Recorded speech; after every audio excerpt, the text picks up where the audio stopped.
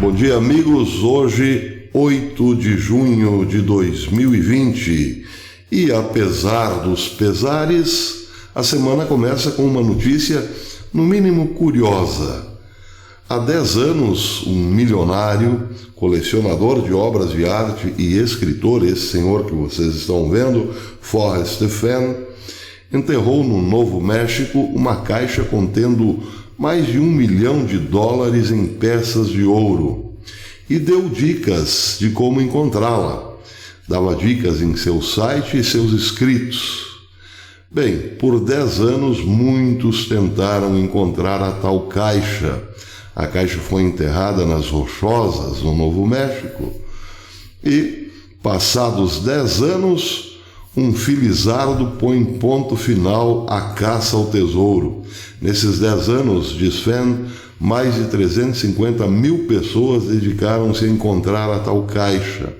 Ontem acabou o mistério. Fenn recebeu em sua casa esta foto, a foto da caixa, e provava, portanto, que alguém a havia encontrado. O felizardo quer manter-se anônimo, mas já sabe o que fará com o tesouro. Ele recebeu dicas do próprio Fenn de como vendê-lo. Pergunta: o que mobiliza 350 mil pessoas durante 10 anos atrás de uma caixa contendo $1 milhão? Seriam os $1 milhão apenas? Fenn acredita que não, que o que mobilizou muita gente durante todo esse tempo foram os enigmas. Ele deixou enigmas em seu site e um dos seus poemas, segundo Fenn, continha praticamente o mapa do tesouro. Talvez seja isso. 350 mil pessoas, muitas delas dedicando-se aos finais de semana a tal busca, motivavam-se mais pelo desvendar do mistério do que pelo tesouro em si. Se bem que, quando as duas coisas coincidem, não há nenhum problema. O lado reverso dessa história, agora a destruição de tesouros. Vocês estão vendo aqui uma foto postada hoje na Infobae mostrando uma vandalização da estátua de Winston Churchill na Praça do Parlamento de Londres. A matéria diz que foi durante a mobilização contra o racismo e em memória de George Floyd. Vandalizaram a Churchill em nome da luta contra o racismo. Bem, a estátua não é praticamente um tesouro, mas o que ela significa, sim. Significa justamente a história da luta contra a tirania, contra o racismo, porque Churchill foi um dos principais responsáveis pela organização da aliança que tirou Hitler do poder, ou melhor, que venceu os nazistas. Churchill comandou o Reino Unido durante a Segunda Guerra e colocou nos ombros dos aliados, colocou sob o controle dos aliados uma ordem específica: acabar com a tirania, acabar com o tirano, destronar o tirano para que o mundo voltasse a ser livre. E ontem pagou um preço muito caro em nome da liberdade. Sua estátua foi vandalizada. Claro, ele particularmente não sofreu nada porque há muito já está no outro lado da história. Acontece que aqui a história também é escrita com monumentos. E o que tem feito esse pessoal organizado, agindo em nome da liberdade? Destruir a nossa escrita, destruir a nossa história, a história ocidental, a história da vitória sobre a tirania. Os monumentos são palavras que informarão aos homens do futuro o que aconteceu na nossa época. Os homens do futuro, ao olhar para Winston Churchill, saberão que aquele senhor lutou contra a tirania.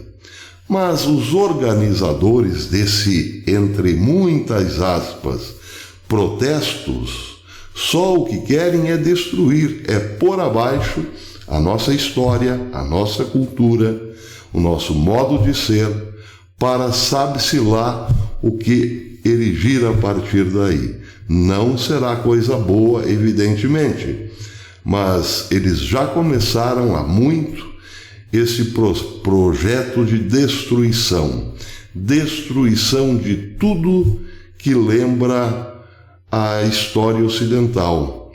Trabalho e oração, principalmente, o que fez a história do Ocidente. A fé e o trabalho transformaram a duras penas a Europa bárbara na Europa civilizada, e esta hoje dá as costas a tudo isso. Cumpre projetos anti-civilizatórios, porque, claro, nem todos são agraciados do mesmo modo pelas benesses do capitalismo. Mas, como disse Jesus na Bíblia, pobres sempre havereis. E é aí que surge toda a insatisfação da esquerda contra a realidade. A esquerda tem o propósito de transformar esta terra num paraíso. Mas ela sabe que isso é impossível. É aquela história do burrinho caminhando em direção à cenoura, sem jamais chegar. Ele dá um passo à frente na direção da cenoura e a cenoura também dá um passo à frente. Portanto, jamais se encontram. Mas o apelo para um mundo onde todos sejam iguais, esse sim é o que importa. Já dizia um escritor comunista que o comunismo não é chegar a algum lugar, é caminhar. É isso. Vender a ideia de que podemos transformar este mundo num paraíso é o que importa, porque muitos comprarão essa ideia e farão de tudo para alcançá-la. Pois foi assim em todos os lugares onde o comunismo se assentou. Este tudo é destruir os que pensam diferente. Nunca chegam no paraíso, mas deixam atrás de si destruição, tristeza, ódio e morte, em nome do paraíso. Agora, o nome mudou, ele transmuta-se. É em busca da liberdade, ou a favor da democracia, ou contra o racismo. Não importa, dá no mesmo. Tudo que é feito na base da violência tem isso na origem. Essa estúpida ideia de que a Terra pode ser um paraíso. Não pode. Isso aqui é um vale de lágrimas. O que pode é melhorarmos um pouquinho as condições do próximo. Mas disso ninguém quer saber muito. Quem fez muito isso, melhorar um pouquinho a condição dos pobres, dos desvalidos, foi a Igreja Católica. A sua história está repleta de ajuda ao pobre, de ajuda ao doente, ao leproso, à viúva e ao órfão. Mas isso é coisa do passado. Agora o homem quer mesmo é destruir tudo, para que amanhã depois haja um só comando, um só controle, um só governo.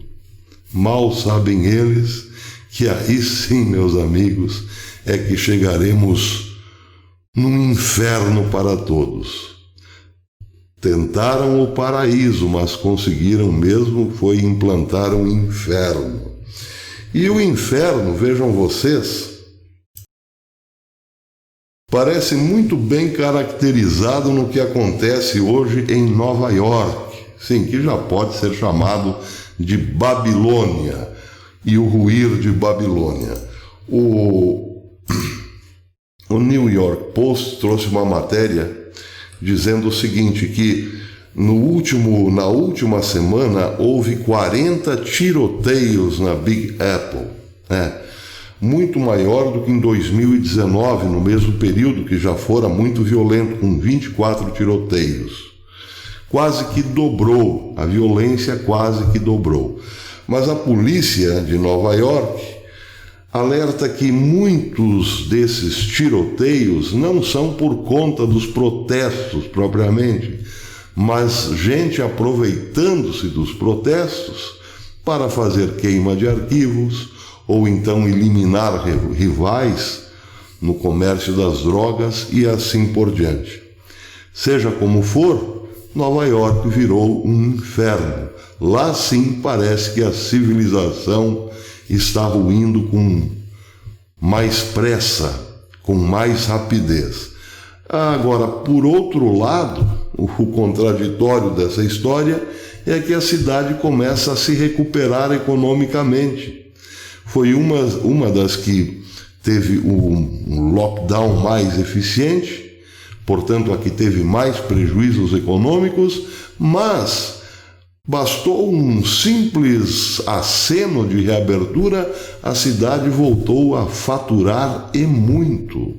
Pois é, talvez por isso que a violência aumente, porque tem gente, como disse, que não quer que as coisas melhorem. E para terminar, um pouco de Brasil. O Brasil está virando uma grande novela. Parece que nós viramos a própria novela global, a própria grade daquela emissora que todo mundo sabe que é complicada. Pois é, a vida real passou a ser uma peça de ficção. Aqui nós temos, por exemplo, muitos políticos parecidos com Odorico Paraguaçu, aquele político que queria eternizar-se na cidade como o inaugurador do cemitério. Pois está aí, não faltam políticos hoje que só o que querem é inaugurar cemitérios e enchê-los rapidamente, é claro. No Supremo, por exemplo, parece que temos a materialização de um personagem de Chico Anísio, Bento Carreiro, o vampiro brasileiro. Pois é. E agora Maria de Fátima também parece que saiu da ficção para a vida real. Quem não lembra, Maria de Fátima, personagem interpretada por Glória Pires, a vilã, ou então a anti-heroína, que fazia de tudo para atingir os seus objetivos, puxando o tapete, dando facadas pelas costas, mentindo, enganando e assim por diante. Parece que já identificamos na política a nossa Maria de Fátima. E curiosamente, era filha de Regina Duarte na novela. Regina Duarte era a mãe da vilã. Pois Regina Duarte também está aí. Parece que agora será a rainha da sucata, porque assumirá a Cinemateca em São Paulo. É isso, meus amigos. A ficção tornando-se realidade e o Brasil virando literalmente um grande cortiço. Até depois.